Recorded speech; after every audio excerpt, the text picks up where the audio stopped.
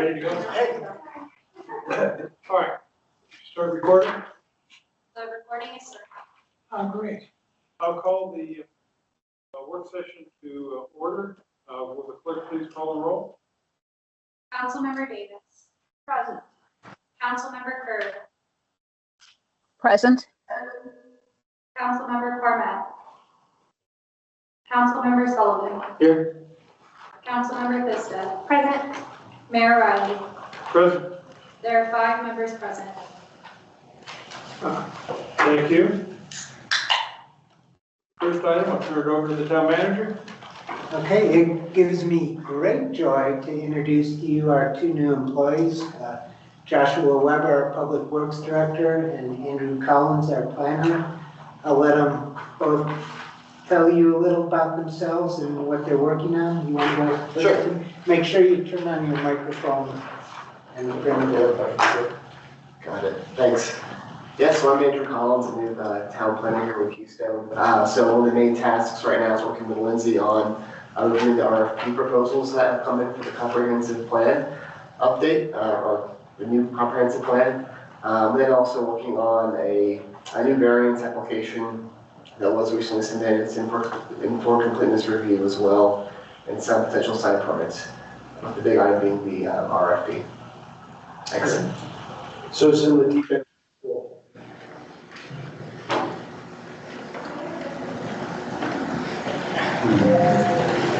Can anybody hear me? There it is. My name is Josh Weber. This is my second week as our new Public Works Director. I have a few things to give you guys. As far as we're working at this point on our plowing, obviously, because we have a winter full getting ready to head our way. So we're getting our contracts, speaking with the plow contract folks and just trying to get this put together. Also, we have CDOT. We've reached out to CDOT. We're wanting to get signs for our county.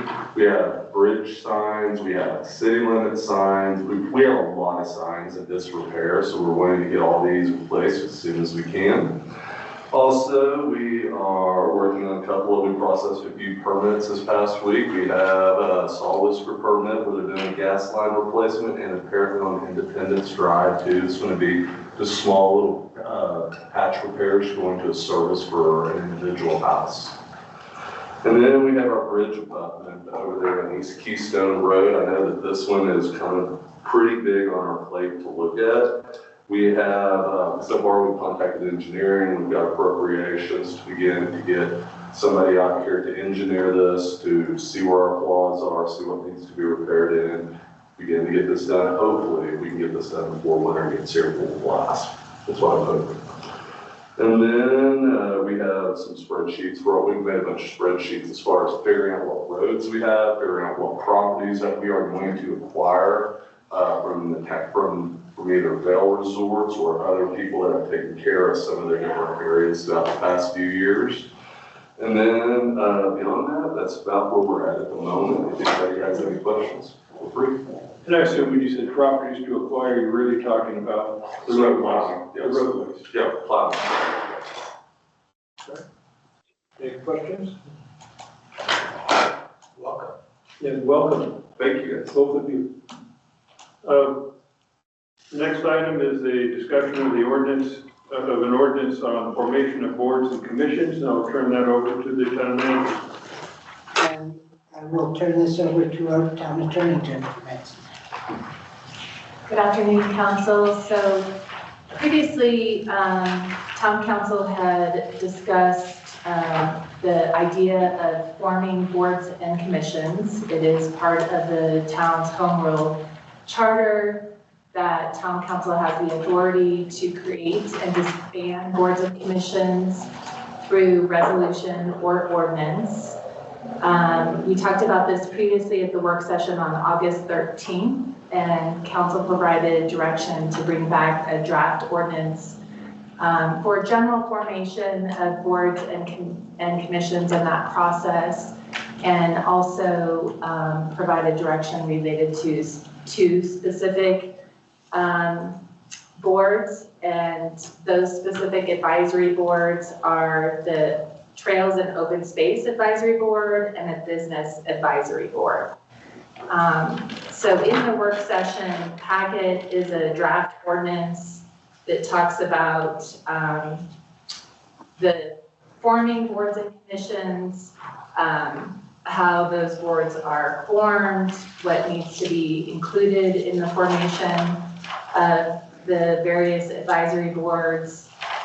There's a section on membership. Again, membership would be decided when that board is formed, what type, how many members, what type of members, the status in the community, provides that no employees can serve on the boards and commissions related to their work functions. And the council makes those appointments for boards and commissions. That there should be bylaws for the boards. And then the ordinance in part 5 has an overview of a Trails and Open Space Advisory Board, identifies a number of members, identifies purpose, and then it also Business Advisory Board, again, has members and the criteria for who can be a member on the Business Advisory Board. All of this really is open to discussion and your input and revisions. I started with a draft so that you all can, it's a starting place, so you can revise this however you wish.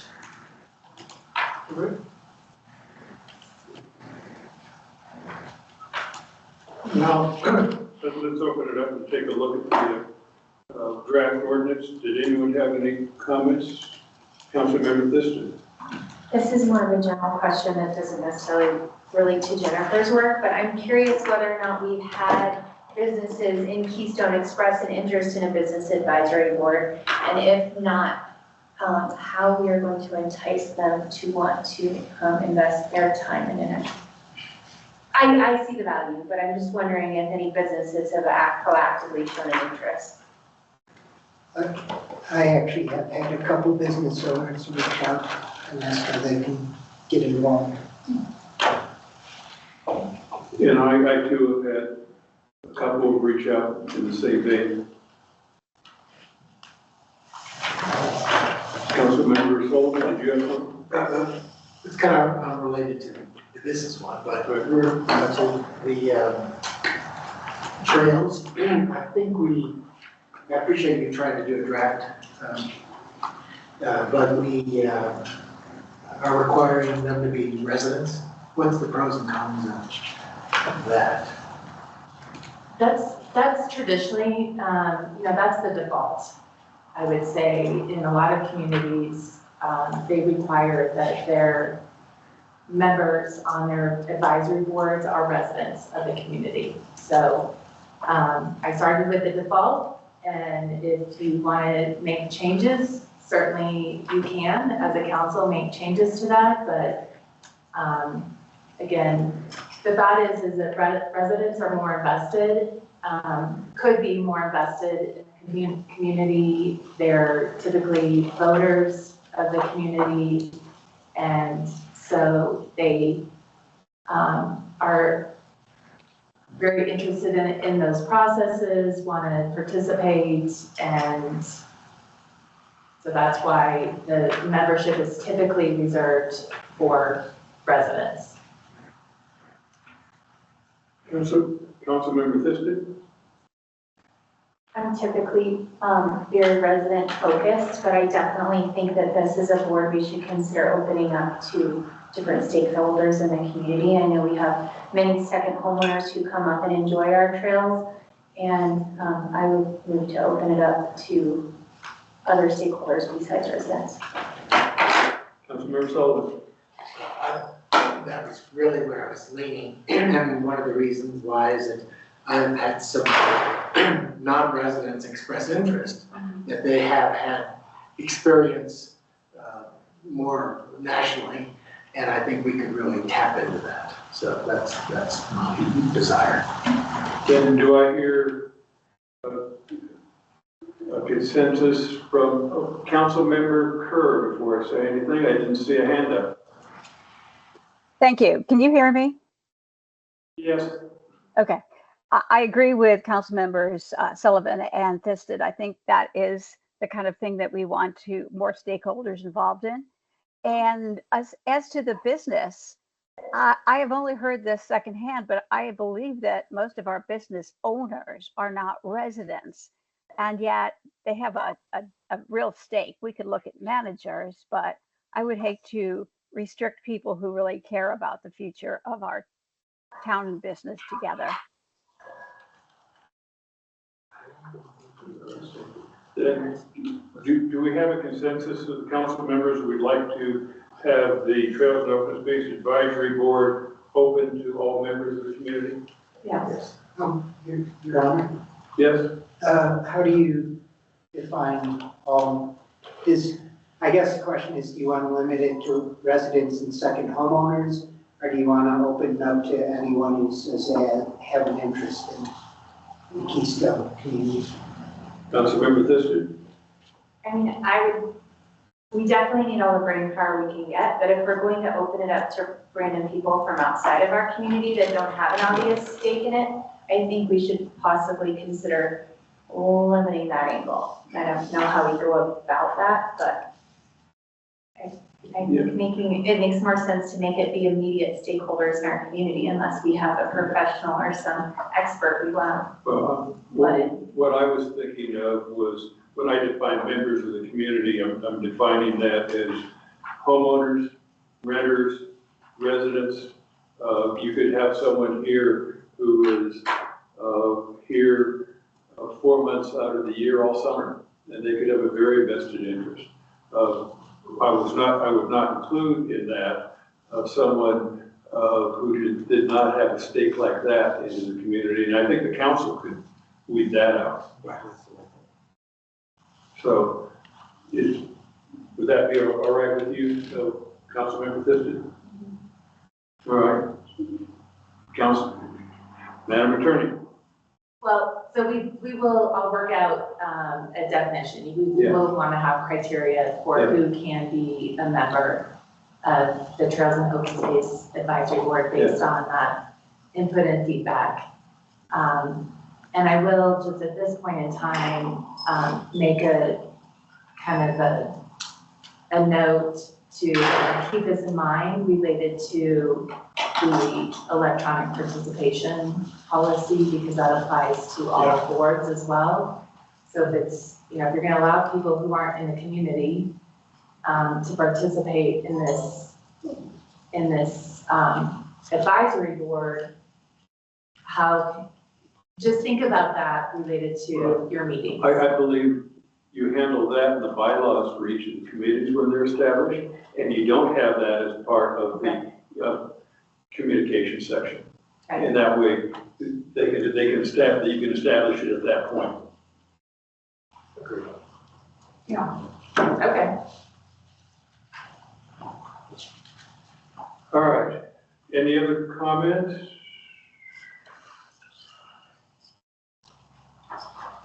All right, let me go through a couple that I have.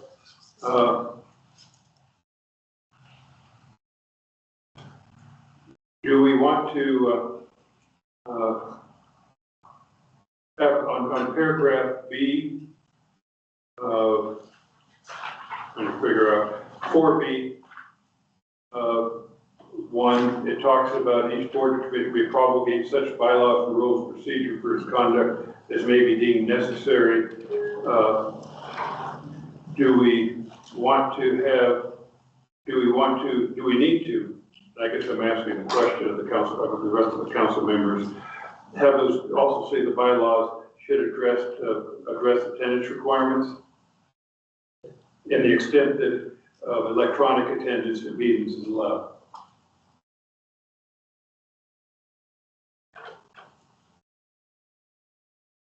Councilmember Thisted.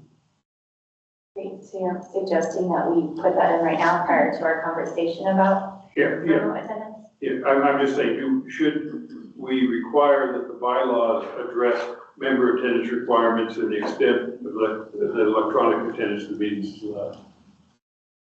I mean, I would refrain on putting that in the record until we have a conversation about the rest of our remote attendance later in the meeting. That would be my All right. preference.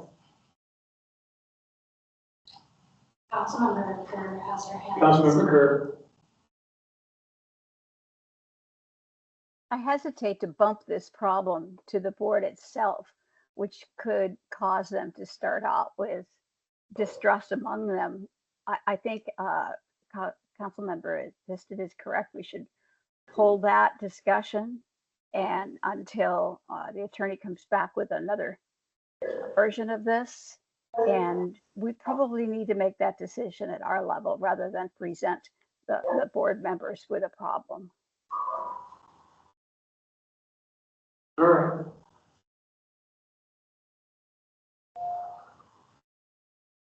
On paragraph 4B, do we need something in here about council liaison or advisors and who in the staff would be the lead for the committees? Who meaning by position? I would suggest, and I'll defer to the town manager on this, but I would suggest that you leave some flexibility as to assigning a staff role, because it's an ordinance and you'd have to come back and change it through an ordinance. And then, I mean, it's up to you as to whether you want to have a liaison or not, and as to whether you want to spell that out. Would that be required to be spelled out, or could if it's silent in this ordinance, could the council make a decision at any time to put a liaison in? It's probably better to put that in the code. So if you want a liaison, I would put that in the code because that's somebody who's going to have a seat at the table of that advisory board. I mean, and you might even want to spell out whether the council member would have a voting role or not, or it's just a liaison and can participate but doesn't vote. Councilmember Sullivan. It's my view, as I was thinking, try to be as flexible as possible. There's maybe times when, if we put it in the code, you're supposed to have somebody there, but we don't need somebody there. Right. Yeah. And as far as voting, I probably would recommend that they don't. But we can always use the word may. Town council may appoint a town council liaison so that it gives you some flexibility. And could we specify may appoint a town council liaison without a vote? That's Would that be okay for you guys? Yeah. All right.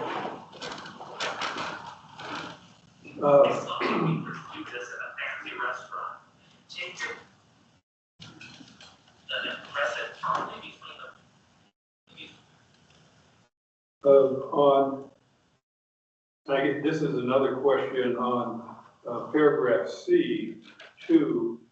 We talk about the trails and open space advisory board is to promote and encourage the development of public awareness and proper use of trails and open space. Since we address one of the responsibilities of the park trails and open space also addresses parks and recreation facilities, even though we don't have one today, should we include that also as responsibilities under C2?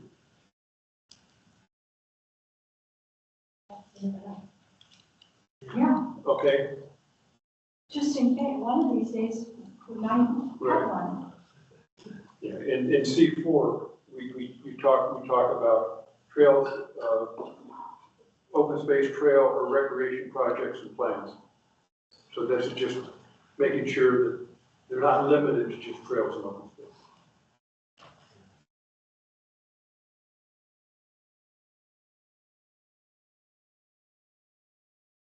Councilmember Kerr has her hand raised.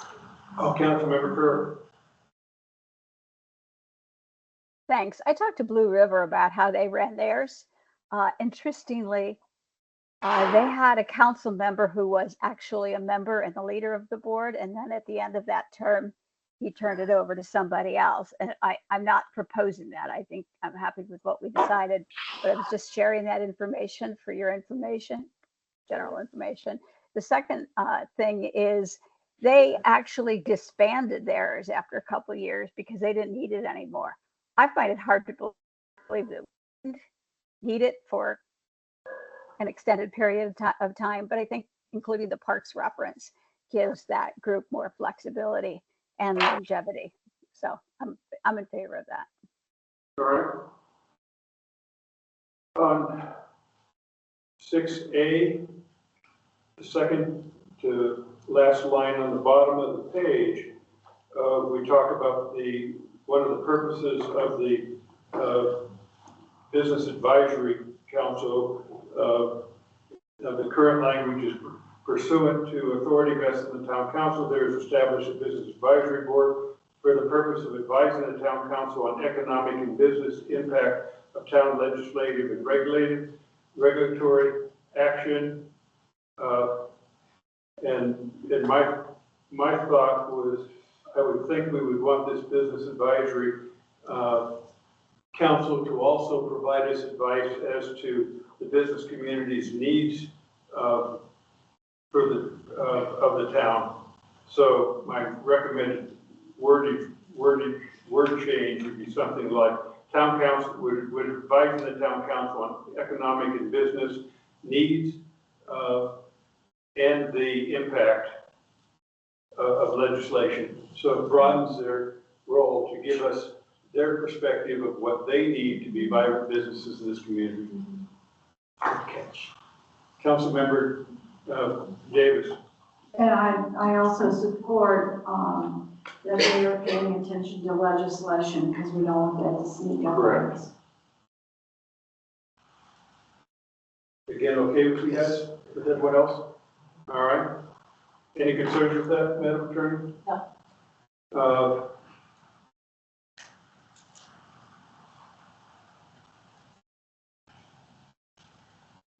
And if you have the general comment on liaison up above, we don't have to address it necessarily here. Ken, Yes. I have a question. What if under, not exciting things, what if we are not able to, under membership, B membership, the Business Advisory Board shall consist of 5 regular members and 2 alternate members? What if there's a situation where we're not able to garner 5 members and 2 alternates? Can we figure out a way that the board can still be functional? I mean, we don't have a huge business community, and it would be a drag to see it go defunct because we can't fill the board.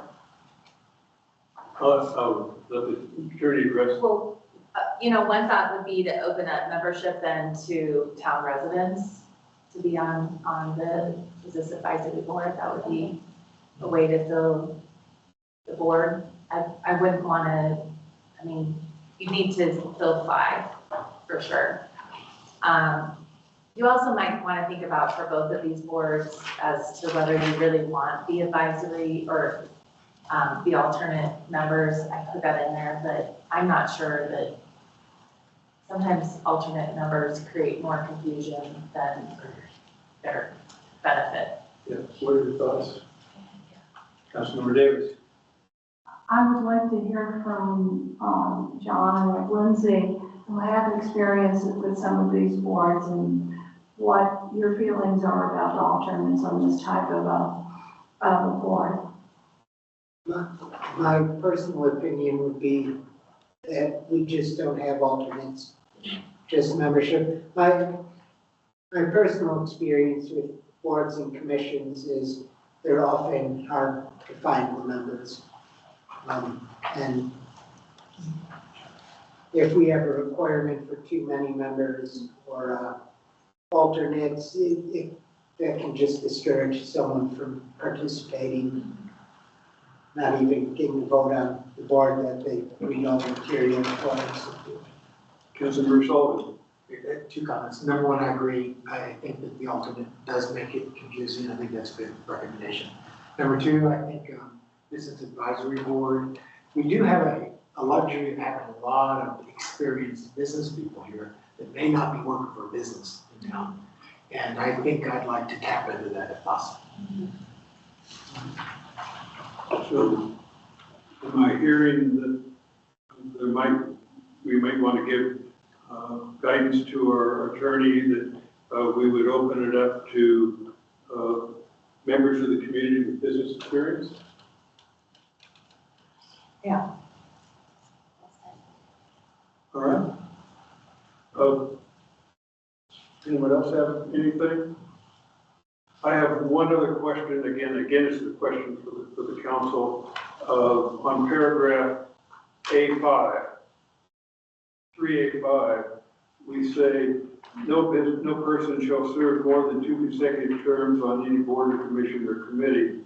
And again, I guess I would go back to the comment that we just addressed on the Business Advisory Committee, that if we have a limit, if we have someone who's willing to serve, and they may have, and there may not be any other candidates out there, but we want to preclude them from continuing to provide support. I mean, council could always self-limit that when we make the selection process. What are your thoughts? All right, so we would eliminate the term limit on A5, 3A5.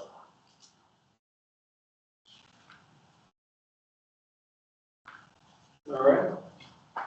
Do you have everything? Do you see a problem? Again, I'll go back to the town manager and town attorney. Do either of you see a problem with that before we go charging off into the wilderness?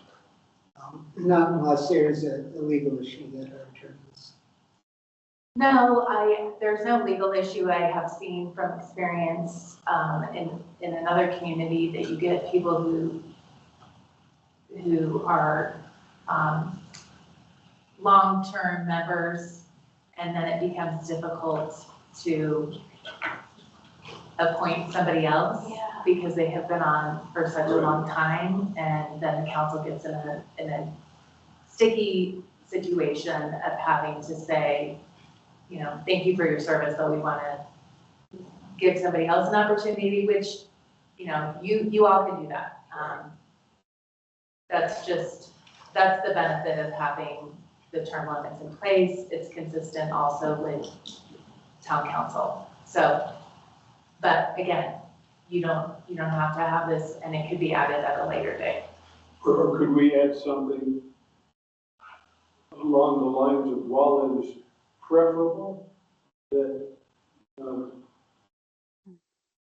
members be limited that members serve only 2 terms, the council could waive that requirement in the absence of other applicants?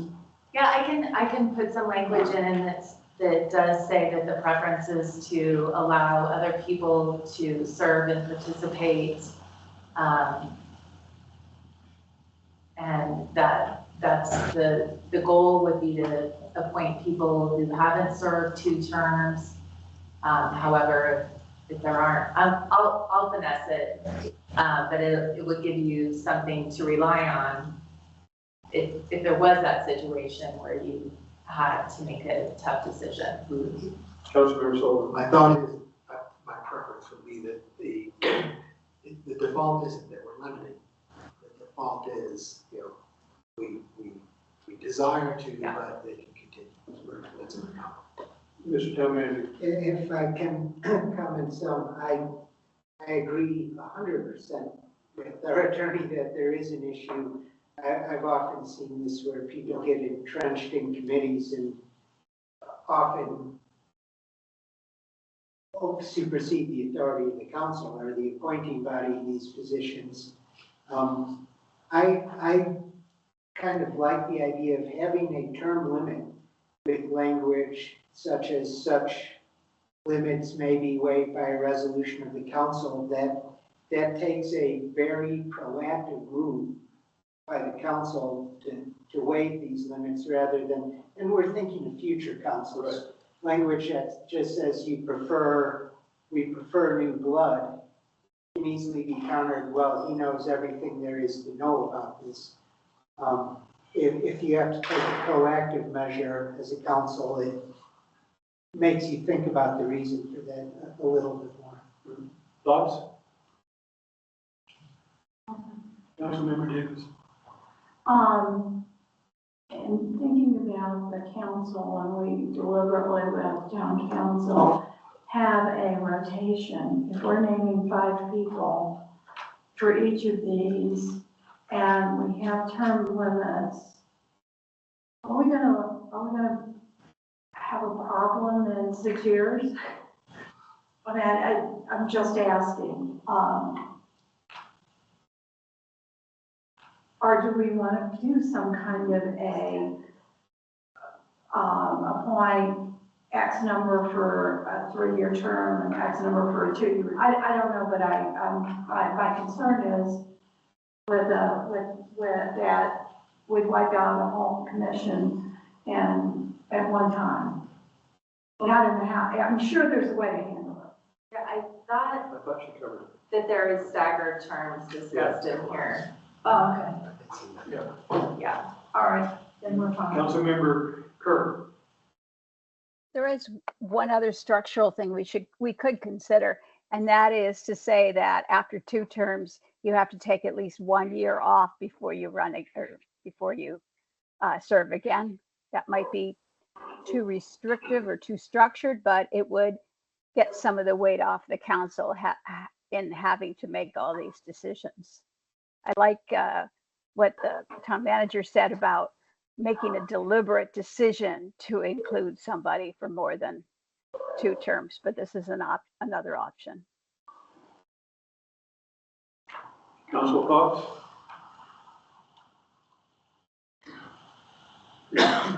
My thought is I like what the town manager recommended. I would have a concern about making that person skip a year if we don't have a candidate to put into that board position. Then we would suddenly be in non-compliance of the ordinance. Could I get agreement from the council that we would require a resolution of the council to waive the term limit requirement?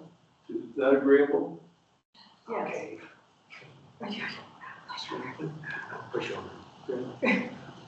Yeah. Do I hear a up or down from Councilmember Kerr? All right. I think that's all of my comments. Did anyone else have any comments on that? I did have one question. I did want to ask the town manager what he thought about 1 year. There were 3 options that, 1 year, 2 year, 3-year terms. What is your experience with 1 year terms? It would seem like once you're getting into the swing of it, you're already out, or does it make it easier to recruit people? It's actually, it's a tight question. As I said, the biggest problem is getting people to serve these terms. And, if we can get someone on board and bought into the project within 1 year, they're kind of a no-brainer for reappointment in the next term. So, but I also agree 1 year is, you just start to get the feeling of how it works, especially first year of a committee where you're not walking into a functioning body already. There's a lot of time just getting to know how the interaction works. So I don't know. I think I'm going to have to throw that one right back at the council here. All right. Any other thoughts on that? Councilmember Thisted. I acknowledge Councilmember Kerr's concern. I think it sounds like we need to have staggered terms in our ordinances just to make sure that in the case that we do have people waiting in line to be on our board, that we have people rotating out and experienced people on the board. But in the event that we don't have people lined up, we can override that resolution, correct? So they wouldn't just have to serve a 1 year term. So I feel like we already addressed that. So anyone see a need for a change? No. Are you okay with that, Councilmember Kerr? Yeah, I just wanted the town manager's opinion on, it could go either way, and I think we'd have enough agility, but I wanted to know his experience. I thought that was helpful. Thank you. All right. Then, does the town attorney have everything she needs? I would just like some feedback as to whether you want to see this come back at another work session, or should this be revised and finalized and put on the consent agenda for first reading? Are you comfortable with going straight to consent? Yeah. I am. Yes. Okay. All right. Are you? All right, the next, in that case, the next agenda item is the discussion of the law enforcement budget, and I'll turn that over to the town manager. Okay, we've got well, technically, we are still under contract with the sheriff's department through the end of through May 1st of next year. So there's no panic, however, I'm working on the budget. So I've got a little bit of panic and which way we are leaning towards in law enforcement for our coming year for 2025. So first we'll kind of talk about estimated revenue and expenses. This is still early. Don't take these numbers as gospel. You'll see my first budget and I have got a month still. But we're estimating approximately $4.5 million in revenue next year. That excludes the housing revenue, which is very strictly earmarked for housing. And it does not include revenue of approximately $1.6 million if the lodging tax passes.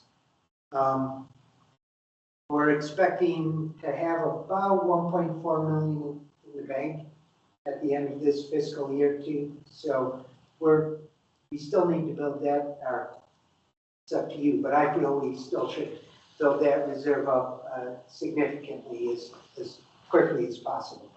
So basically that gives us a budget of just under $6.2 million. At this point, I'm at about $2.5 million with expenditures. That could go up another couple $100,000 quite easily. So call it 2.8 million without any law enforcement expenditures written into that. This would give us about 3.4 million to fund law enforcement and capital projects and investment in our fund balance.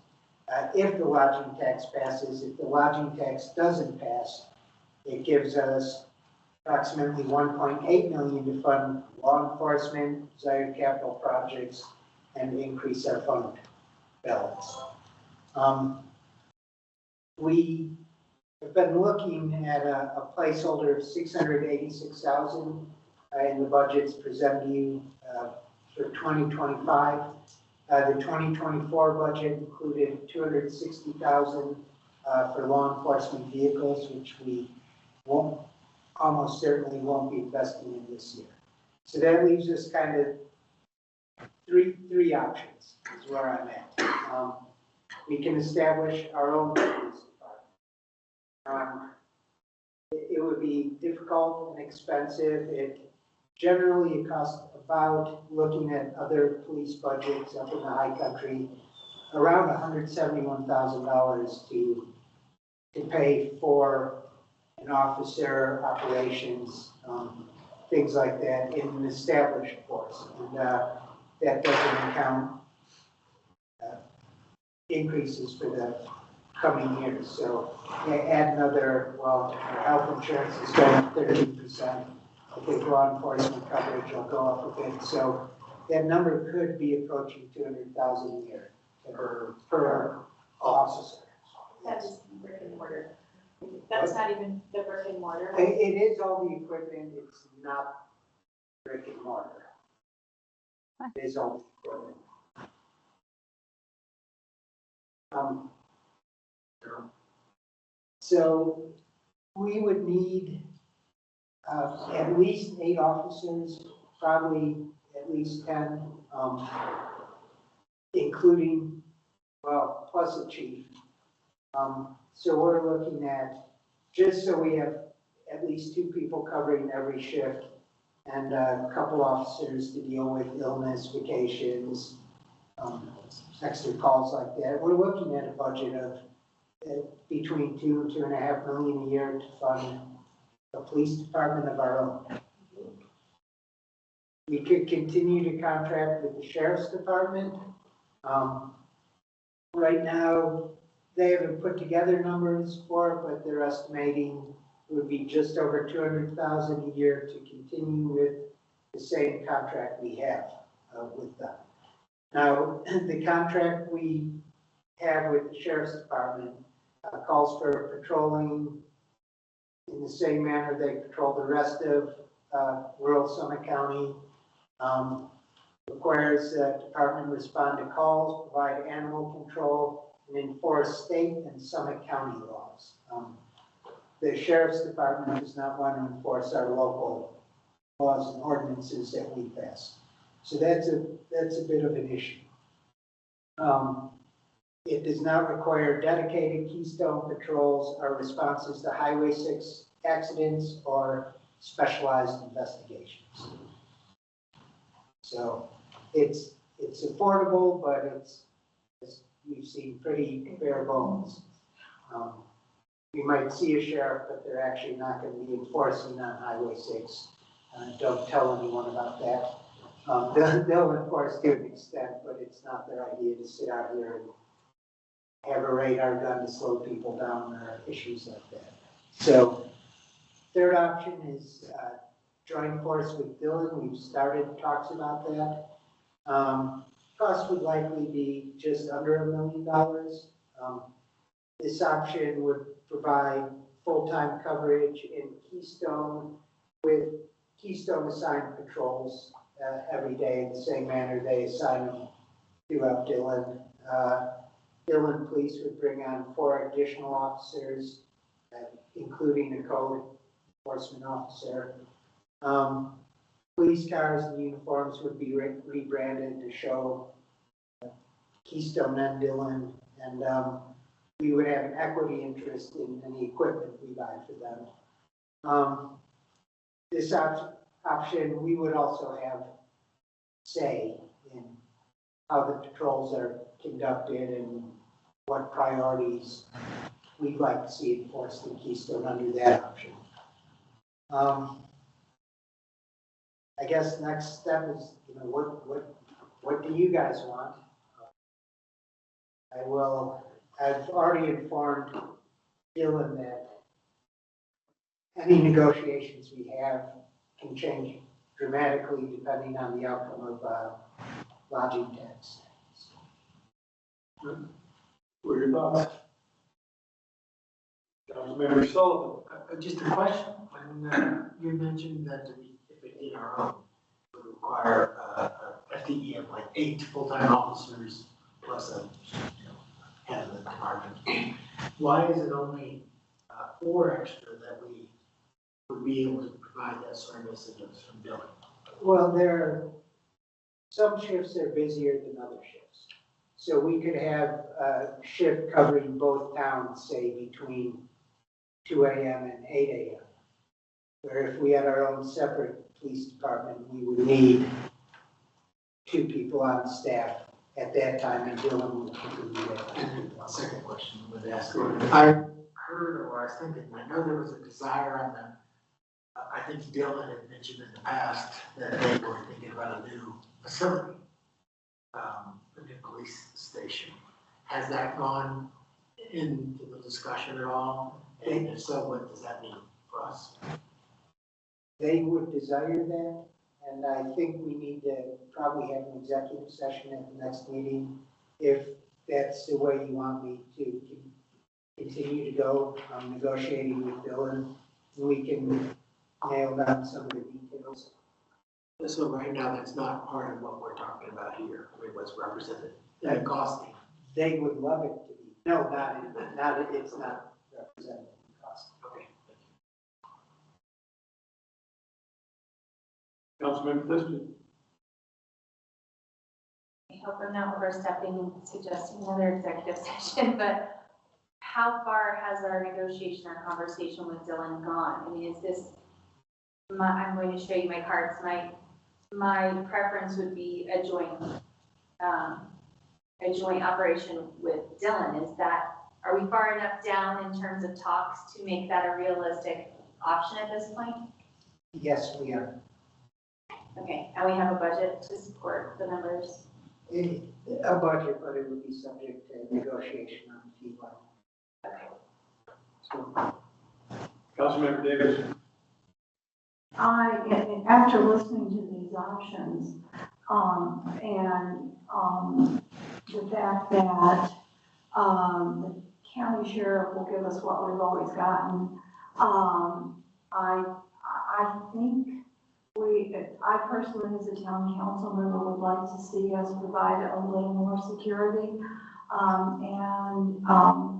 It sounds like that perhaps the work with Dylan would be a good direction, assuming you believe that the negotiation will go well. But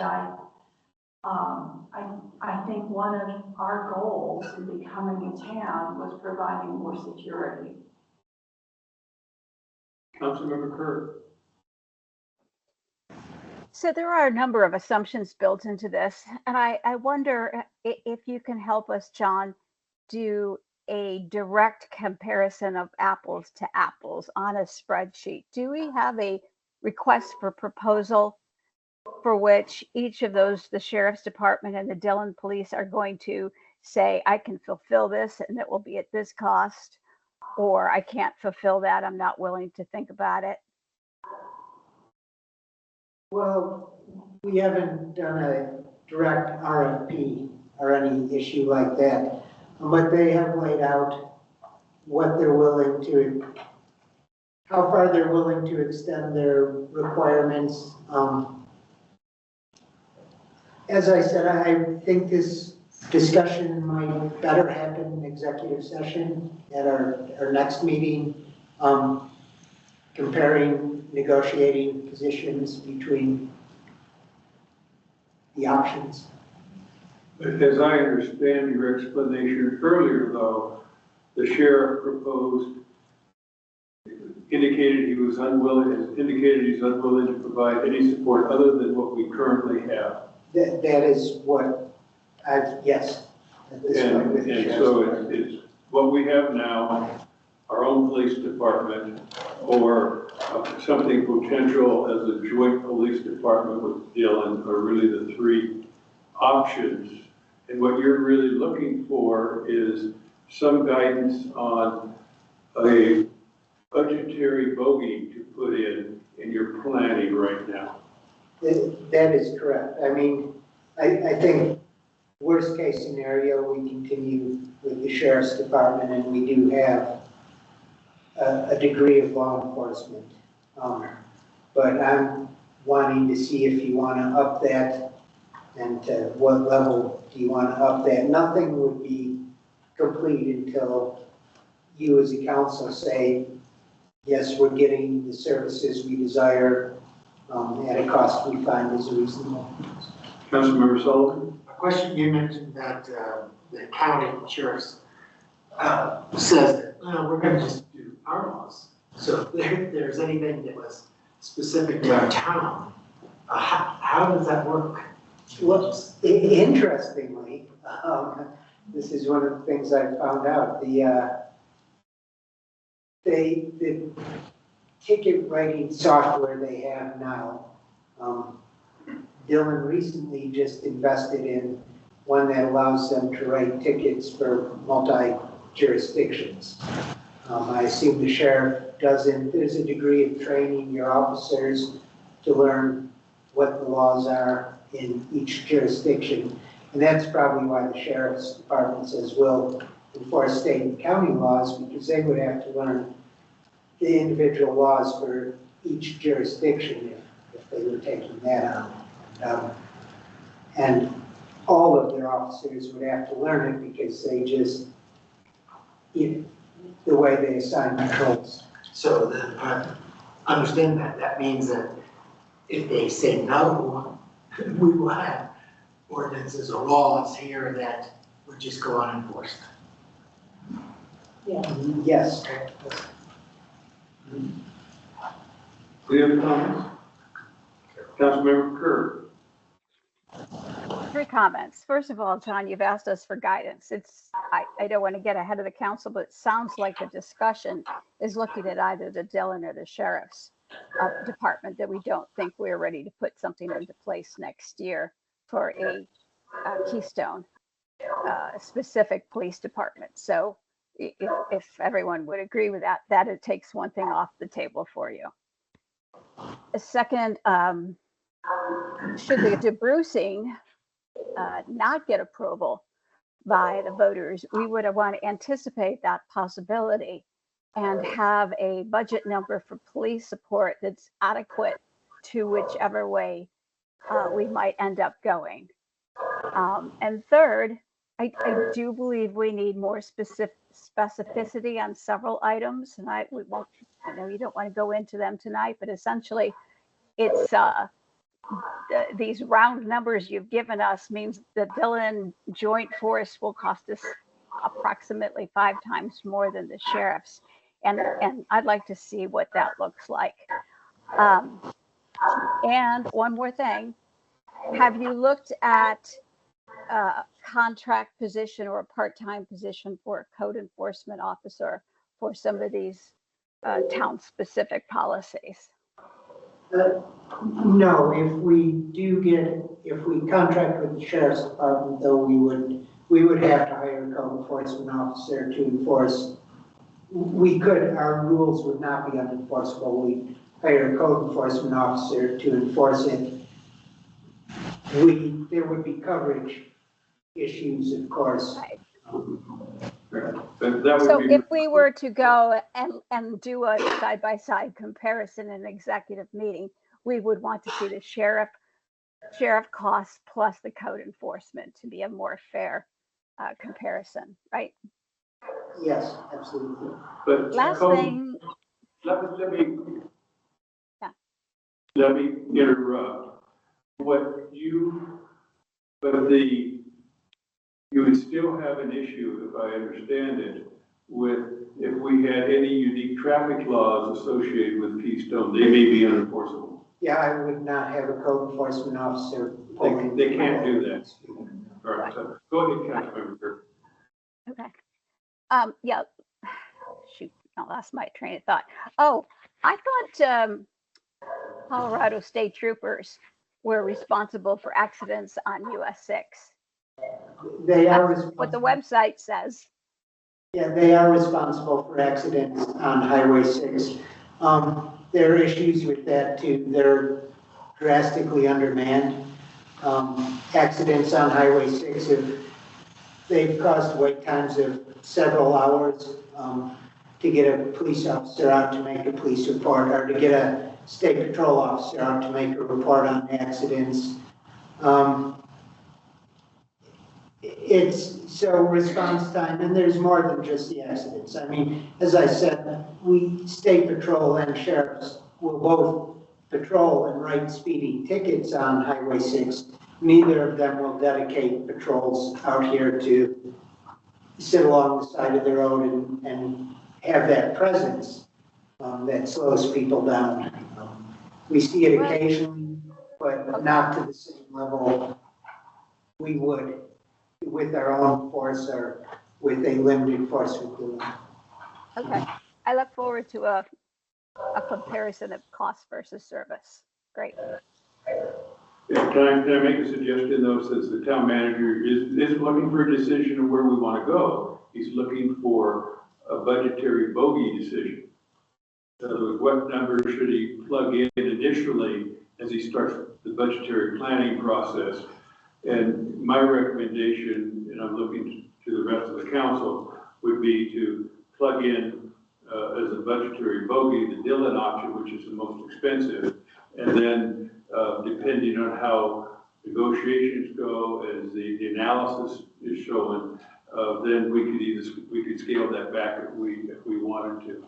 Would that be acceptable for the guidance that the town manager was looking at? Councilmember Kerr? Concur for the, specifically for the DeBrucine region. We need that agility. All right. Councilmember Sullivan? Just to confirm, it's really looking at the two options.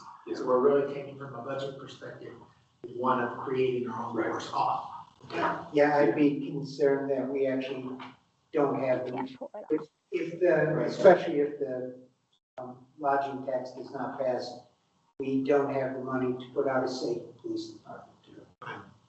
Yeah, and by the way, the recommendation of just about every town manager in Northwest Colorado, it was whatever you do, do not establish your own police department. It will tear your budget apart. Right. All right, then you satisfied with the guidance? Thank you. All right, the next item on the agenda is discussion of the comprehensive plan request for proposal. I'll turn that over to the town manager. And I will turn it over to our community development director, Lindsay. So I believe at the last meeting, I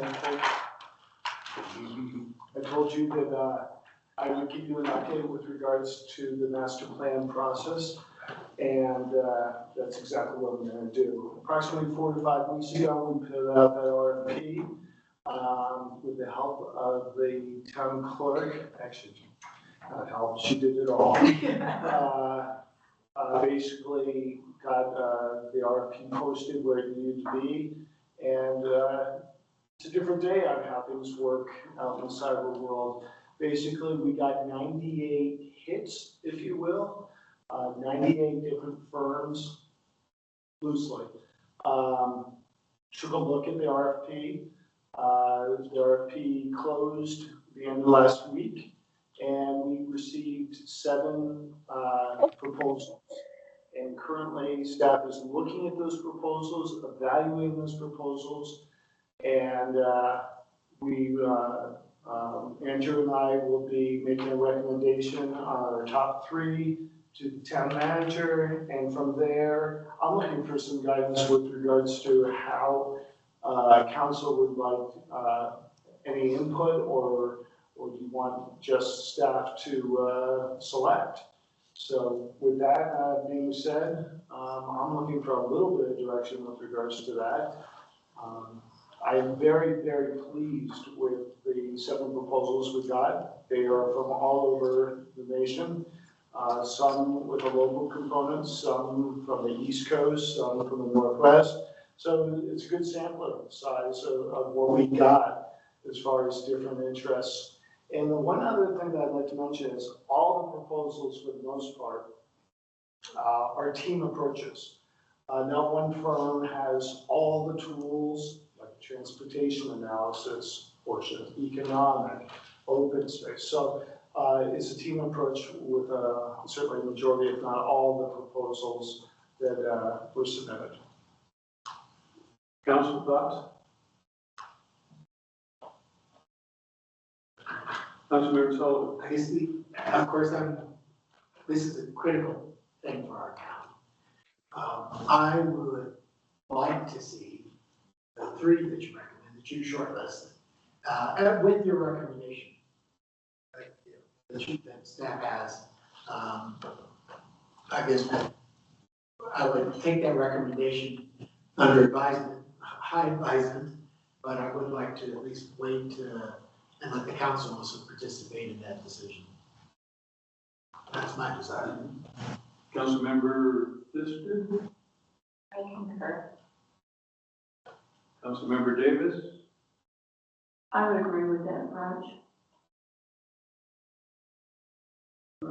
Then, am I correct that the sense that I've heard from the council is the council wants to be, oh, Carol, your hand wasn't up earlier. Councilmember Kerr? Yeah, I want to weigh in to say that I concur. We were specifically concerned with how well and how they would go about getting a cross-section of stakeholders. And this would be our opportunity to see that beforehand and if necessary to shape their actions. So yeah, same answer, different reason. Thanks. Did I see the town manager or the community development director wanted to say something? But just want also, to what level do we want to bring the planning commission? Who will be one of the main review authorities with regards to the review of this plan and working very closely with the consultants?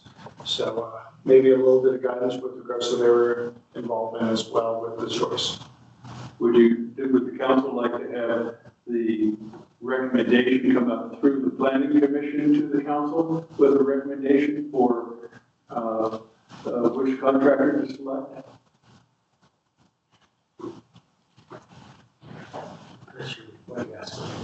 Yeah,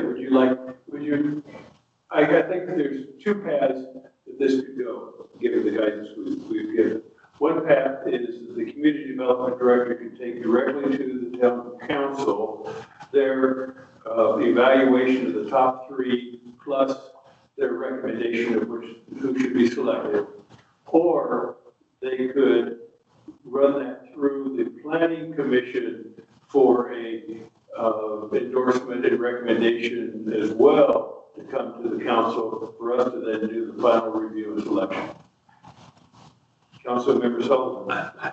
Maybe this is what, the process that you described, but what I was thinking is that you probably would engage the planning commission in advance, and that would be part of your input for your selection of the three.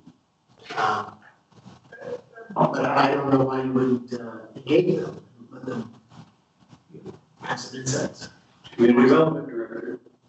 Primarily because I'm very anxious to get this plan going.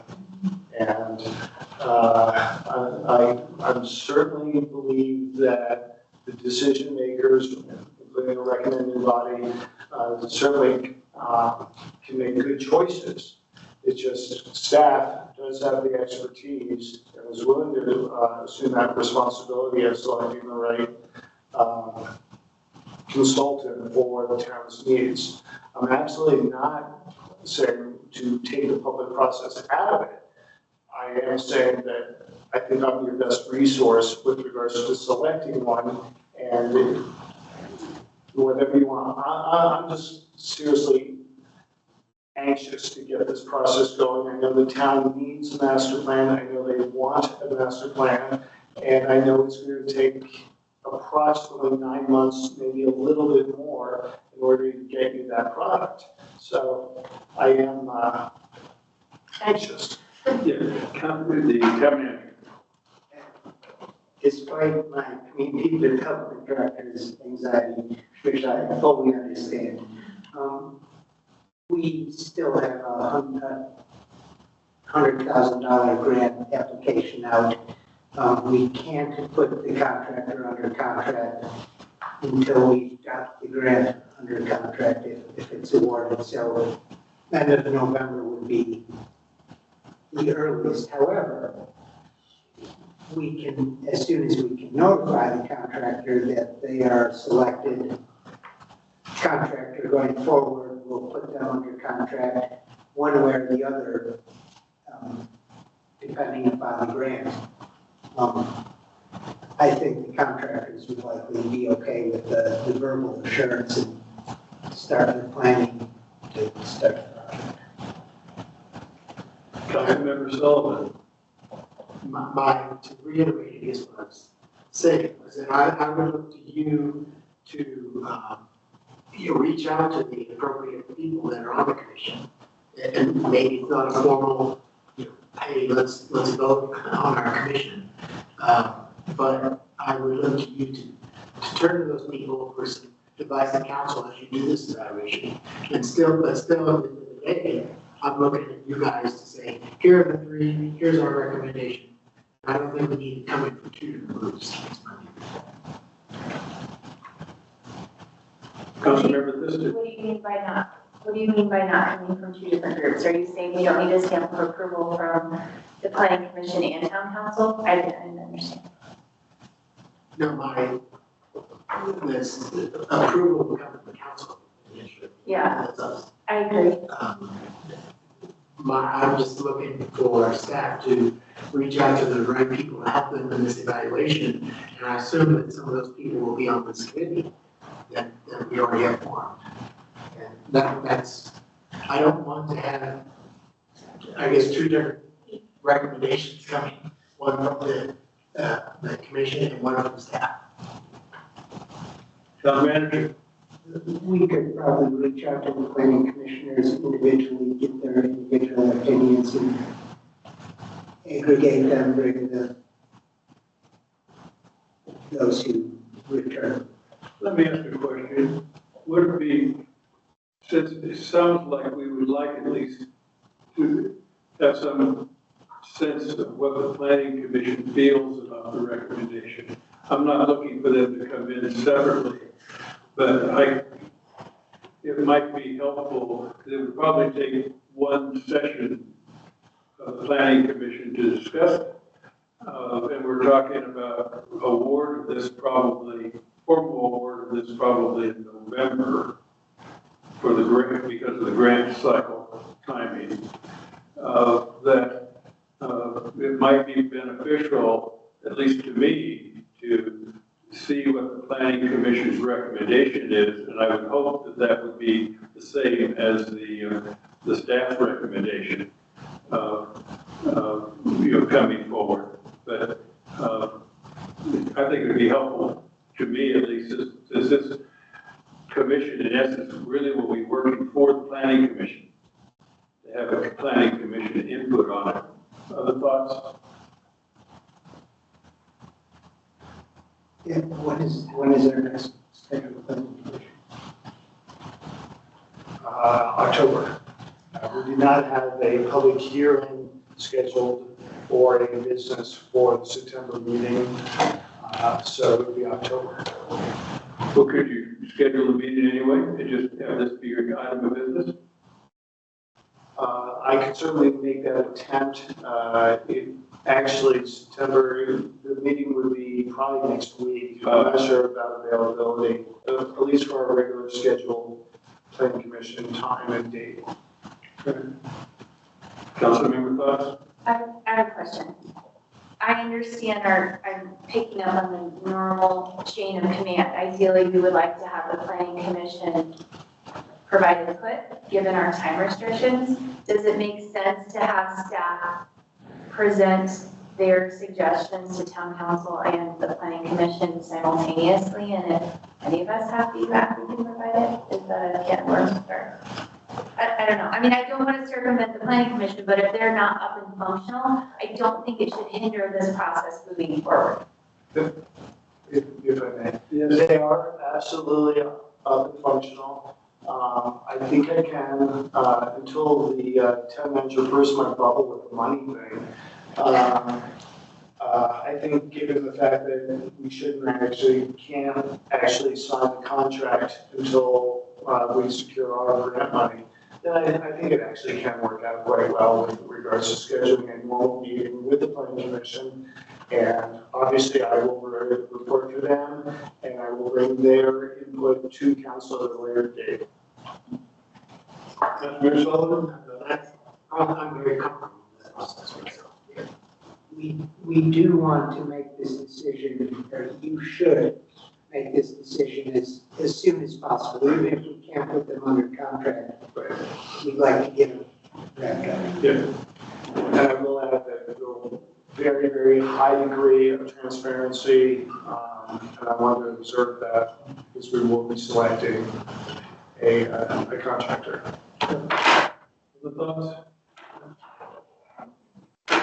Is everyone comfortable then with the process of going through the planning commission, given that that meeting would be in early October, to come to us at the next available meeting? Hopefully that meeting would be the first meeting in October for us. Could it make it? I will certainly endeavor to make that happen. Unfortunately, the planning commission's normal meeting is the third Thursday of every month. But we can have a special meeting, I can certainly accommodate that. However, yes, we also have a agenda item that may or may not make it to that October. May or may not meet that October deadline for planning commission. The staff will endeavor to make that work. So what I'm hearing, did the town manager have something to input? Yeah. I saw your finger was going. Then, is the council and the staff, I'll ask the question too, are you comfortable with the council receiving the report and making a source selection decision at our first meeting in October, which would be the 8th? So long as we can get it from the planning commission, it might end up being the meeting on the 22nd. All right. If it was on the 22nd, would that be a major impact to the overall project and giving the selected contractor sufficient warning? Yeah, I believe that it can be accommodated. Any other thoughts from council? Is that guidance good enough for satisfactory to public council members? Yes. All right. You have your guidance. Thank you. The next agenda item is discussion of 1041 regulations. And I'll turn it over to the quickly evolving transition between the town manager and the attorney. And this actually transitions between our town attorney, Jennifer Manson, and our community development. All right. So this item in the work session is 1041 regulations. We did talk about this with town council at the April 23rd work session. A quick overview of 1041 regulations is at the basic level, they're a land use tool. They give local government essentially a seat at the table for review of development projects that are occurring within the town boundaries, even if those projects are, statewide type projects where you typically wouldn't have a review process. What happens with the 1041 regulations is you designate areas or activities that you want to regulate, and then whatever area or activity that you're regulating, if that is a development that's going to occur within the jurisdiction, whoever is performing that development needs to come to the town to complete a permit. And then the permit goes through a review process, and the town would be one reviewing agency and would have to then sign off on the permit before that work could get started. So the 1041 statute, the areas of and activities of state interest, there are specific areas that you can designate, and then there are also activities of state interest that you can designate in terms of regulating. And there are 3 areas of state interest that are activities that seem to be most applicable to the town. And I can turn it over to your community development director if he wants to talk about those specific areas, or.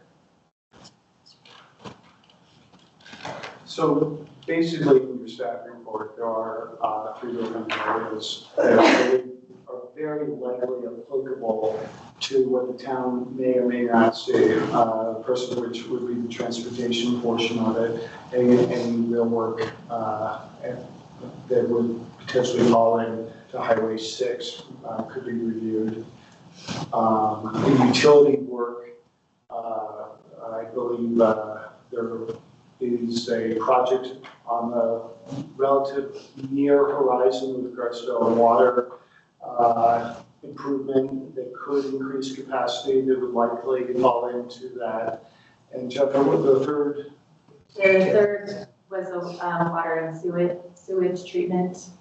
Oh, well, And that's separate from utilities. And I'm sorry, I'm used to combining, that would be separate. That is a likelihood as well, even though I'm not aware of any sewer capacity issues by the Snake River in our town boundaries, but certainly could be applicable. So I do believe that the town needs these. I do like the example that was set by the town of Blue River. I think we can certainly build on that a little bit to make it fit our needs a little bit better. But I do believe we should move forward with our own 1041 base. Councilmember Sullivan. I was trying to go through it, trying to find out why we wouldn't do this. The downside looked like an administrative burden. There's a lot of steps we have to go through, but the upside is that you can have a little bit more control over ongoing development in different areas in the town. So what kind of downsides would a town have to this? And following question, is this common? Do most cities do this? I can't speak to cities. I can say that while I was employed by the county, we probably had close to 10 10 41 opportunities to review. And they were absolutely useful with expressing an interest at the table and a better regulatory tool to address environmental concerns primarily. They are very common. 1041 regulations, a lot of municipalities adopt them. I would say the administrative burden of running through an application, a permit, is going to be the downside of going through this process. They do give you a seat at the table. They allow you to put in place conditions and requirements for the development that you might not be able to, you wouldn't be able to ask for without 1041 regulations. They also, you have them in place and the developer knows then that you have them in place and may look at developing somewhere else. Or conducting an activity, say for example, Highway 6, may do, implement a change at a different portion of Highway 6. So you look at Blue Rivers, the chain-up station, they have the 1041 regulations. We were saying they need to go through that development permit process for their chain-up station outside of the town of Blue River. They wouldn't need to necessarily go. I don't know if they have to go to the county for approval or not, but that may then lead CDOT to put the chain-up station outside of Blue River because they have the 1041 regulations. Councilmember Sullivan. So it sounds like the downside is that there's a little bit of administrative work on our part. The other side of that also is that it's adding a regulatory complexity for others that want to do something. Yeah, I mean, That's what this is. the entity that is conducting this development, putting the development in place, would likely say, we have so many other requirements for building this structure or whatever they're doing that we don't need this additional layer of government. But it does protect our town a little bit. Yes, yeah, and would allow your citizens to comment at a hearing. Councilmember Kerr. I confess, you had me in April. I thought this was very persuasive. I looked at some other municipalities in Summit County who have done this and have needed to do this. But more importantly, this aligns exactly with our intent to have control over what's happening in our town or around our town. So. Other thoughts? I have a couple of questions. I would, as I read this would require the county, in the case of the sewage system, and the water district, in the case of the water district, if they have major changes to their distribution of the water or collection of the sewer within the town, it would give us, via 1041, an opportunity to have major input into how they do that. Am I correct? That is correct. And second question is, does this give us any authority again with those outside entities with regards to control of what happens in our wetlands? That is a great question. I believe so. I actually encountered that very question while working for the county, and basically it certainly raises some great questions with preemption issues and legal issues, but I believe so. I believe it certainly gives us that ability. Do you have any thoughts on that, Madam Chair? I think that your criteria, your criteria could be impacts on surrounding land and discussion of what those impacts would be. Yeah, so you can use that as an evaluating criteria. And one last question is, one of the issues that we have in the community is the 5 parcels that Vail Resorts owns that are right now outside of the town, specifically Mountain House, and a major redevelopment. Any major redevelopment of Mountain House would have an enormous impact on the town's infrastructure. Would 1041 get us a seat at the table associated with approval of that development? No, because it's only in town boundaries. So as long as Mountain House stays outside of town boundaries, then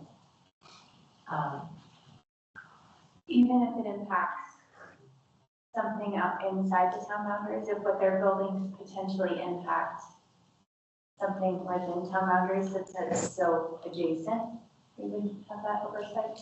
it likely no, unless there's some huge utility change that is made within the town boundaries. And then it's not related to Mountain House, it's that utility development, that utility change.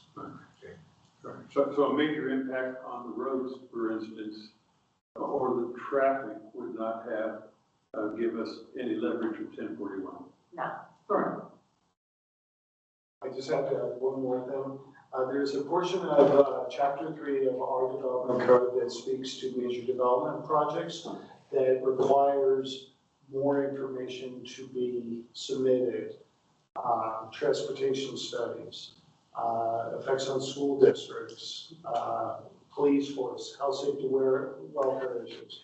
So there is a new level of additional level of review for major development projects that is built into your code. Okay, but what if those development projects are in the town? I made the assumption that that parcel, for us to utilize that, would obviously have to be in the town. That's what I thought. All right. Does anyone have any other guidance you'd like to give? My questions have been answered. Do you need any guidance from us? No, so the next step is what need to do is start working on an ordinance and then work on the process of scheduling the public hearing for the site selection, designating the activities of state interest, essentially. Would the council like to see a draft of that ordinance in a work session prior to the public hearing and the first reading? See a need for that or not? It does seem straightforward. All right, The spring. all right.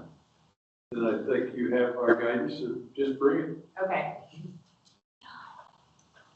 All right, the next item on the agenda is the discussion of draft electronic participation revised. And I want to, before we start discussing this, I do want to comment that the manager, town attorney, and I, when we're doing our session for looking at the agenda for meetings, I did, and we had significant discussion in the last work session. I did ask the town attorney to come up with something that I thought might be a middle ground in addressing the issue and the concerns of the council members. So don't blame the town attorney for the input that we got. I just want to make that clear. I caused this to happen, this to happen. So with that, I'll turn it over to the town manager. And I'm going to turn this over to the town attorney to go over the outline of our current policy, proposed policy, and let the board discuss how they want to move forward. Okay, so history on this is on April 9th, Town Council adopted bylaws. The bylaws were silent, really related to electronic participation in meetings by members of Town Council. My memory is that was discussed, kind of a high-level discussion, but nothing was added to the bylaws to speak to ability to participate electronically and when and how that can happen.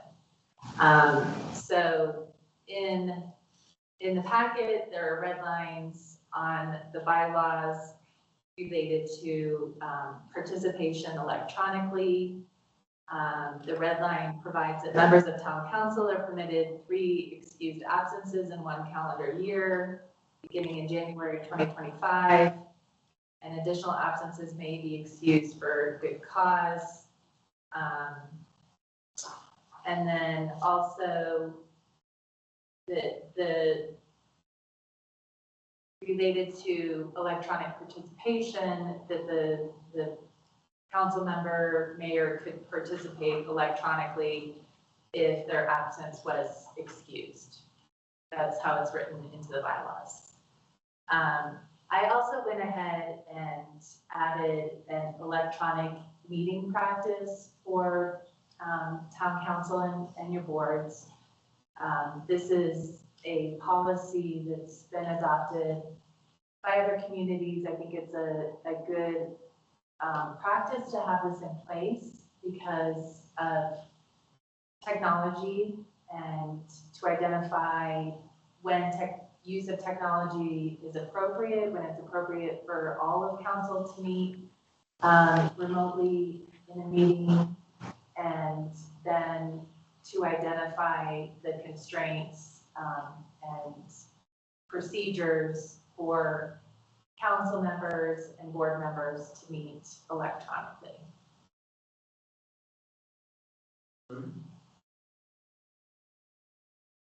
Does anyone have any comments?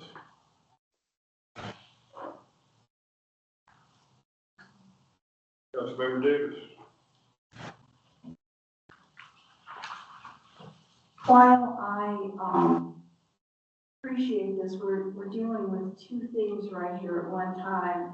And one of the things that seems to be being ignored is the town charter and the expectations set in the town charter, which actually all of us that are at the table today spent a lot of time discussing and reviewing the wording. The expectation in the town charter was for in-person attendance. I understand that there are times where, where there may be differences or exceptions, but I would like an acknowledgement that there is an expectation. We have 7 members on our council, and there are 4 of us sitting here tonight. No, there are 5. In the room, there are 4. I believe that the voters who adopted the charter by over 80% had an expectation. I do understand that none of us knew whether we were going to be elected or not, and I appreciate that none of this starts until January 1st. And that gives us an opportunity, or that gives people an opportunity to take the vacations that they had planned on the election without penalty. And I think that is reasonable and appropriate. There is an argument that attendance, virtual attendance, is just as good. That is not what I hear, and that is not what I have observed by looking at the tapes, as a matter of fact. And my problem is, and it seems pretty clear tonight, we can hear Councilmember Kerr clearly, but there are many nights there was some disruption in what she had to say a little earlier. I don't think we have the technology at this point for, and certainly not the technology to see the body language of people and those sort of things. As a matter of fact, sitting virtually right now, the council members in the room are barely discernible. So I believe that just as good as a false point. Yesterday, I was asked, I haven't traveled in a long time for a variety of reasons. I was asked to go on a vacation, and my first question was, will this fit in with our town council meetings? And I hope we all will consider that when we're taking vacations. Because I believe our constituents have an expectation. I also think if there are three excused absences and then our charter allows for 3 unexcused absences, that's 25% of the time. And I think that's almost more than reasonable. So I'd like for us as a town council to think about what we promised our constituents and to show respect. Councilmember Thiston. Gretchen, thank you for your comments. Since I opened this can of worms at the last work session, I'd like to take a couple of moments to clarify my position on this discussion regarding council member attendance. There has been a strong reaction to this topic. I'm not sure if that's palpable to everybody in the room, but I want to stress that no one is being singled out. This issue is not about any individual council member gone today or prior or in the future. As Sheila Murray Bethel, a modern expert in leadership and change, aptly states, if leadership serves only the leader, it will fail. Only when service for a common good is the primary purpose are you truly leading. As the first town council of Keystone, we have a unique responsibility to consider the unintended consequences of our actions and our inactions. It's our duty to discuss and refine our operations, particularly since we are setting a precedent for this town. However, please remember that there was deliberation, as Councilmember Davis referred to, an intent dedicated to some of these topics prior to the town council being seated. Several of us did serve on the Charter Commission, The charter leaves some room for interpretation, so it doesn't unnecessarily limit town operations, but certain considerations are clearly noted in the charter, in-person attendance being among them. Most towns do not have to consider whether those seeking to run for elected office are consistently present, engaged residents of the community they serve. Keystone does. This discussion is not about our current council members. This is about our duty to discuss and refine our operations so we can set up our town for success. I too was concerned about the inclusion of red line version of bylaws in our packet without having had a formal discussion about these changes. While references to the bylaws and the charter are useful, we really do need to have an open conversation before making any modifications. In closing, I urge everyone tonight to approach this discussion with openness, without defensiveness, so we can focus on serving our community effectively rather than our own interests. Other comments? Councilmember Sullivan. Yeah, it's a challenging subject matter. Sorry, yeah, here. When I think about why we put things like this into the charter, yeah, there was a nervousness about we didn't want people to be remotely managing our town. I mean, that was really the issue. The issue wasn't really about not taking away people's ability to go on vacation. So when I looked at what council has created, there are some things in there that quasi-judicial needs to be resident. I mean, I agree with that 100%. And there was also of course, exception for personal reasons like health or funerals or something like that, and that makes perfect sense as well. In those cases, of course, they can still dial in, as we have in the past. But I would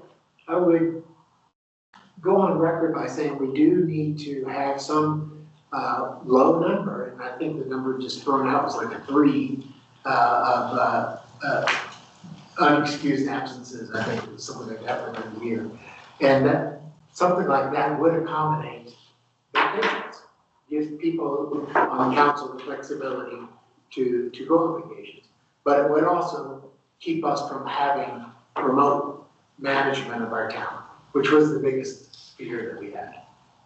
That's my comment. Other comments? My thoughts. Oh, did your hand go up? Oh, I didn't. Councilmember Kerr, can you leave your hand up so I can see it? So I looked to you before. The hand up, I had the hand up and it's up digitally.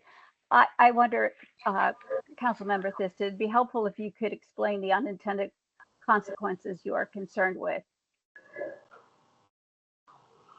I think Dan just referred to it, by having remote management of our town, by having people who change their voter registrations to report themselves as residents and run for an elected position and then serve remotely. We need people who drive on our roads. We need people who collect mail at our mailboxes, take their kids to school in our communities, and who are boots on the ground in our community consistently. And I think providing for in-person attendance really checks that box and ensures that the people running for elected office are not just meeting the pitiful minimum requirement of being able to change your voter registration to be a resident of our town. Is there another way to look at that? What's your suggestion? It's not my concern. The charter already established the requirements, and the bylaws, we did discuss this and we set these requirements, and now we're rethinking it for reasons I'm not entirely certain about. Let me respond a little bit. When we set the initial requirements, at least from as I viewed it, we were addressing, particularly for vacations, we were addressing the question of people had existing planned vacations when the bylaws were adopted. And so the wording in the bylaws as I looked at it, was to accommodate those changes. What we're now looking at is a longer-term look. As I look at this, I too am struck with the words in the charter. I was involved in those debates, in those discussions during the charter. I'm, unlike other council members, I'm not as concerned about the technical capabilities for remote meetings. That will get better as we go. What I am concerned about is physical absences and allowing absences that could have been avoidable by scheduling to be counted as excused. Other than that, there would be no criteria for anything to be unexcused. I was comfortable with certain things. I'm uncomfortable with any absence due to vacation being excused. We've potentially given an option, or this potentially gives an option for somebody to have a vacation and be unexcused, and unless you go over 3 unexcused absences, there's not a stigma on unexcused absences, as we look at it.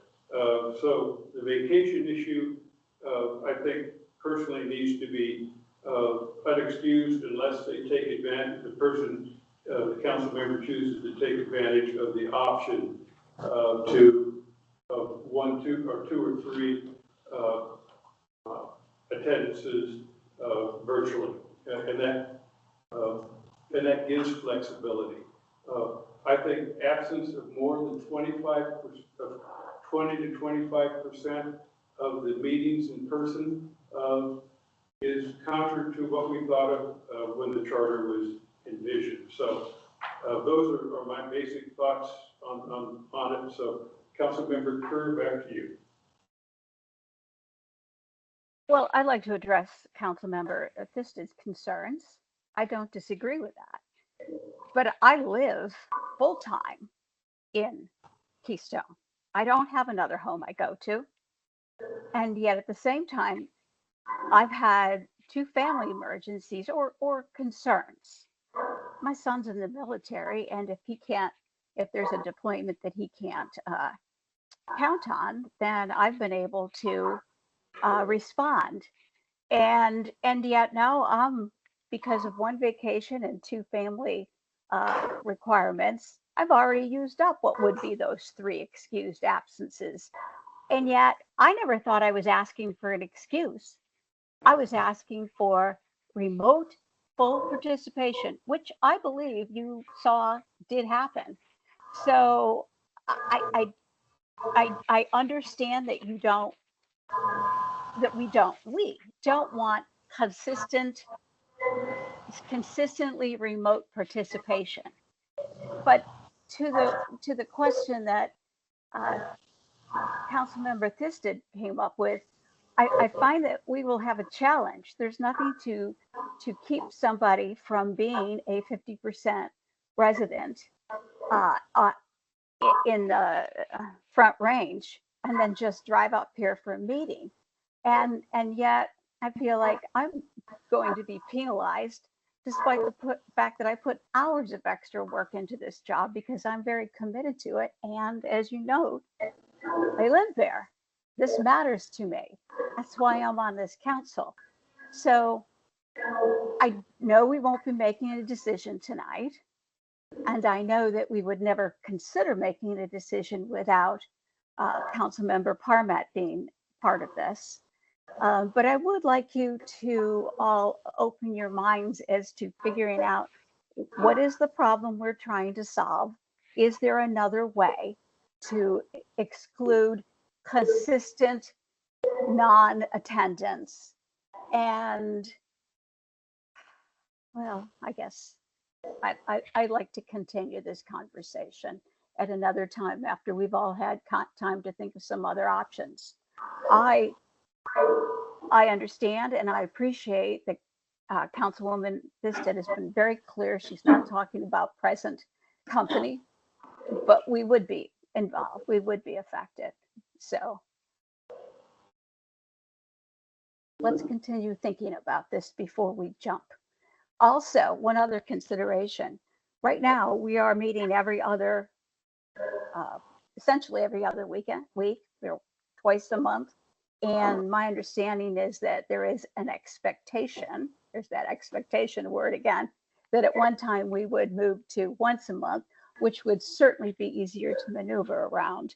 So we might want to consider delaying a decision like this until that point in time, which I don't think we're there yet. There's so much work to be done.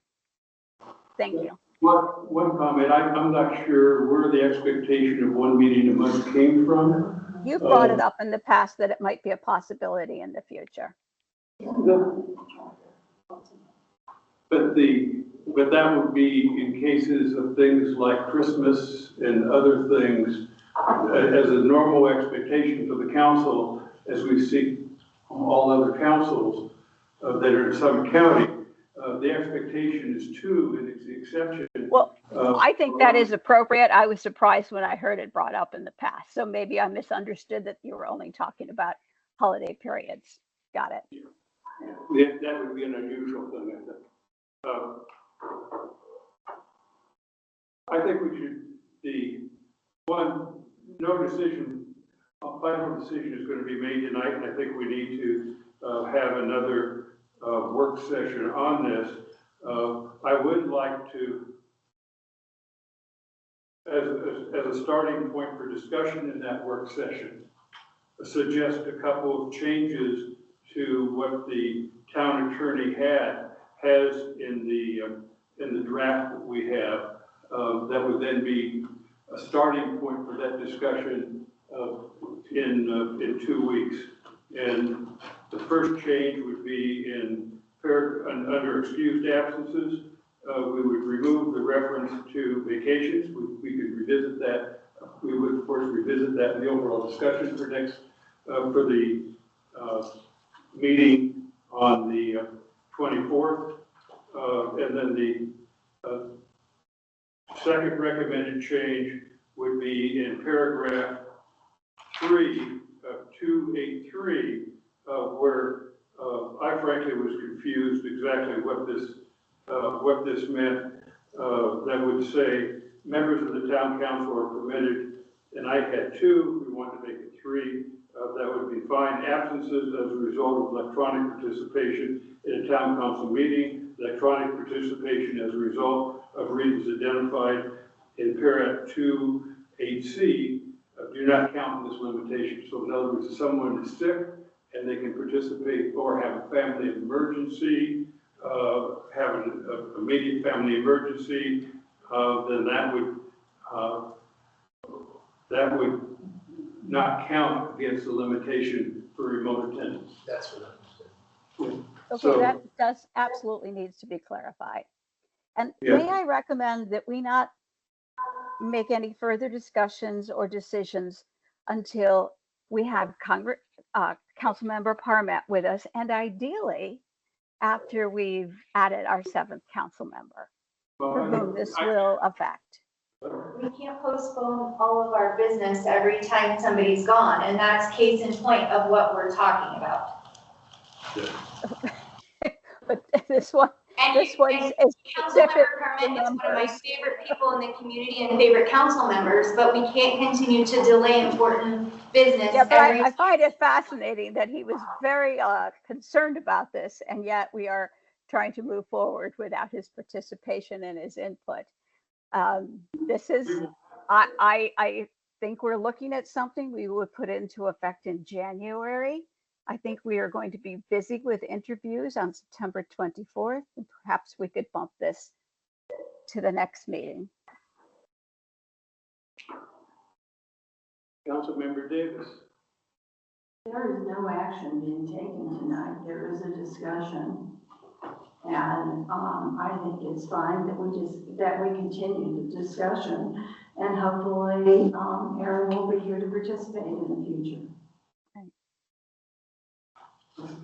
Now, the question I have to start the discussion at the next meeting, is the majority of the council members here okay with the changes that I outlined to you just a few moments ago? Can you do it one more time? All right, eliminate vacations as a reason for an excused absence. And then insert wording in paragraph 283 that says, this would be the new wording of that. Members of the town council are permitted 2 excused or make 3 excused absences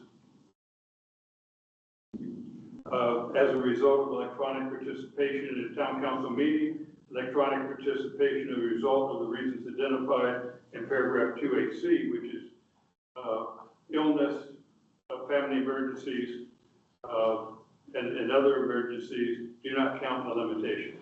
So that means if someone is sick, if we have a council member who is ill, they could participate electronically. In fact, those would be excused absences anyway, but if they chose to participate electronically, they wouldn't count against the 2 limitation. That's right. But where did we come with 2? I thought it was 3. Make it 3. Why are we changing that? I thought it was 3. It was 3 originally, but through that 3 included some other things.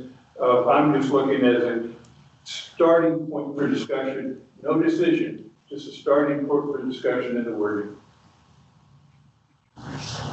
for next week. You're not willing to put this off for 2 weeks after that. No, we run a meeting next week, we have a discussion, we give some guidance we give the guidance to the attorney. And then we can address, if it's significant guidance, we would then roll it off to the following work session. You're not actually asking for a vote. I'm not asking for, I just wanted an okay to have some another draft that would include that verbiage, that would be the starting point for the discussion next week. Yeah, I need to read it again. All right. The I'm first, still not sure I understand What? the second paragraph. right now it's on page, the first change will be on page 29, and the reasons for, and it would say excused absences, the reasons for the absence is due to, one of the reasons that it would be excused is the reason for absence is due to circumstances that were unforeseen or unavoidable, such as but not limited to emergency illness, or last minute familiar obligations. And excuse should not be granted where the mayor or council member's absence is due to a person's desire to attend another meeting, unless the person's attendance at the meeting or function was requested or directed by the town council or undertaken in the council member's appointed role as a town council representative to a board, commission, or body. Okay, you're just, on that one, I'm just eliminating vacations. So vacations is not excused anymore. Right. And it'll be made, so, but you can have up to 3 non-excused. Right, Right, Okay. as per the charter. that's per the chart. Okay. What was the second? The second one was on the next page on replacing paragraph 3, and which is the last paragraph, the paragraph above D on the bottom. It was simply, members of the town council are permitted 3 excused absences as a result of electronic participation in a town council meeting, electronic participation as a result of the reasons identified in paragraph 2AC2, which is what we just talked about. Do not count in this limitation.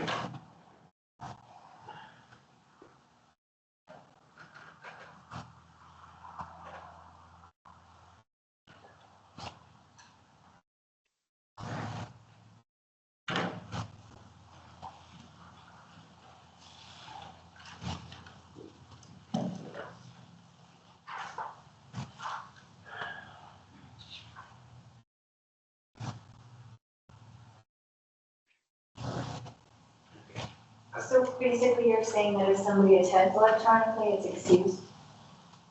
2 can be excused, or 3 can be excused.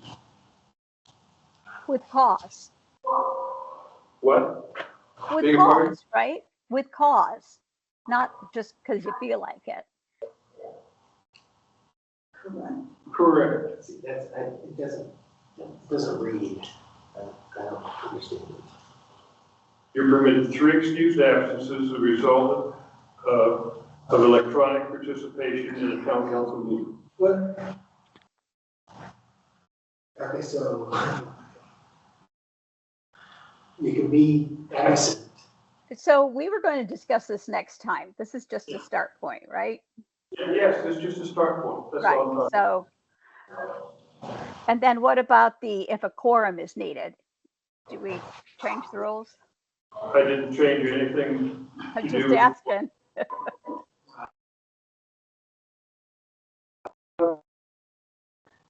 We'll all come back with Come new back ideas with and new thoughts. ideas and But thoughts. this is fun. This is the start. I got confused on the old 3. Councilmember Davis. I think in principle this works. I think this language needs some work Yes. to clarify. So are you okay with maybe this is a starting point and then we can make any changes we want? Yes. All right.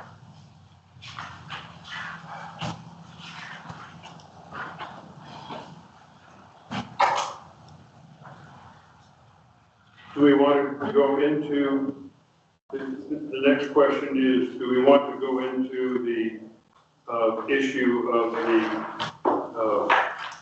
resolution for the policy on telephonic or fully remote participation, or do we want to punt that to next week? All right, punt that one in total to next week, all right? Yeah, because I think that's going to take significant discussion. Yes. Yeah, I just want to make sure. I think we may need to make sure that these two are in agreement, or if there is stuff that's not in agreement, it needs to be pulled out. I think, yes. I think there's some significant issues in the telephonic participation policy. Would it be appropriate then for legal counsel to see how to look at, if what we have in the current draft that we're suggesting is in sync with the telecommunications? Yes, I can make revisions to the electronic participation policy that's consistent with the changes that were suggested tonight for the bylaws. That's what I was. Yeah. It's not too much Is hassle. that okay with everybody? Council? And again, it'll be a draft for us to discuss and vote. Yeah. I would encourage you to also to think about, and I alluded to this earlier, but participation by your advisory boards and commissions. Yeah. And how you want them to meet. You know, do you want fully remote meetings for your advisory boards? Yeah. Go ahead. Well, I guess my question, my thought is, I would not burden all of them with these same rules. Right. Because I believe some commissions, I think remote may be fine, and others, they will decide that we need to be more in person. Right. Yeah, something for you all to think about and to discuss and talk about. But commission by commission. Yeah. And you can do it commission by commission. The way it's drafted is it's drafted so it's applicable to all boards and it applies the same, but you can do it. And you can give them some discretion. Yeah, I would That's rather, my. I'd rather they do. yeah, I would rather they do it, and I would rather they do it in, and if it's something of council interest where we want to ensure it's done in a specific way, we can address that in the charter document for the council report. Yeah. Correct. All right. Other comments before we move on? All right.